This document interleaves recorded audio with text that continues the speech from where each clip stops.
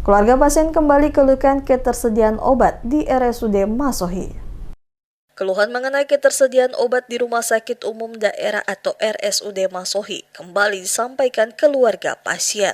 Meski menjalani perawatan menggunakan BPJS Kesehatan, sejumlah keluarga pasien mengaku masih harus membeli obat di luar rumah sakit karena obat yang diresepkan dokter tidak tersedia di instalasi farmasi. Salah seorang keluarga pasien, Hadijati Hurua, warga negeri Sepa, Kecamatan Amahai mengatakan suaminya yang dirawat di RSUD Masohi sejak Sabtu 18 Juli terpaksa beberapa kali membeli obat di apotek luar rumah sakit. Menurutnya, hampir setiap kali dokter memberikan resep, keluarga diminta membeli obat dengan biaya sendiri, meskipun pasien merupakan peserta BPJS Kesehatan. Kondisi tersebut dinilai sangat membebani, terutama bagi keluarga pasien yang berasal dari desa dan memiliki keterbatasan ekonomi. Selain harus mendampingi anggota keluarga yang dirawat, mereka juga harus mengeluarkan biaya tambahan untuk membeli obat yang seharusnya diharapkan tersedia di rumah sakit.